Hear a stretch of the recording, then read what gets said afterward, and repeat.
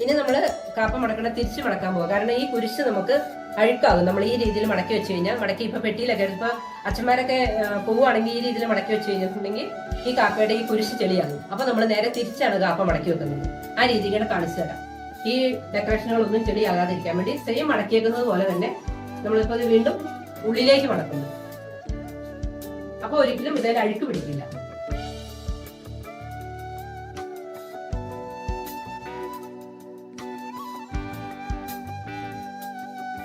ഇതും അതുപോലെ തന്നെ വന്നു. സെയിം രീതി തന്നെ നമ്മൾ മടക്കിയെടുത്തു.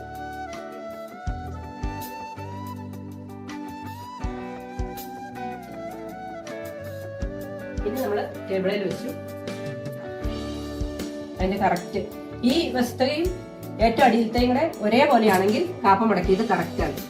ഇനി എന്നിട്ട് ഈ കുരിശ് മടങ്ങാതെ നമ്മൾ ഇതിനെ ഇത്ര ഉള്ളിലേക്ക് മടക്കി ഇതിനെ എടുത്ത് തിരിച്ചു മടക്കി. അപ്പോൾ ഇതിന്റെ ഉള്ളിലത്തെ കുരിശ് മടങ്ങിയിട്ടില്ല. ആ കുരിശ് അഴുക്കാകാതെ ഇങ്ങനെ മടക്കിയിട്ട് നമ്മൾ ഈ കുർബാനയ്ക്ക് അറേഞ്ച് ചെയ്യാൻ നേരത്ത് ഇതിനെ ഇത്ര മാത്രമേ നോർത്തുള്ളൂ. എന്നിട്ട് നമ്മൾ ഇങ്ങനെ വെച്ച് കഴിഞ്ഞാൽ അച്ഛന്മാർ തന്നെയാണെങ്കിൽ പോലും അവർക്ക് ഈ രണ്ട് കൊളുത്തേൽ പിടിച്ചിട്ട് എടുത്തിങ്ങനെ ഇടാൻ പറ്റും. അത് ഞാൻ കാണിച്ചു തരാം. അല്ലെങ്കിൽ കപ്പ്യാരന്മാരോ അല്ലെങ്കിൽ ആൾത്താര പിള്ളേർക്കൊക്കെ എടുത്തു കൊടുക്കാൻ നേരത്ത് എളുപ്പമാണ്.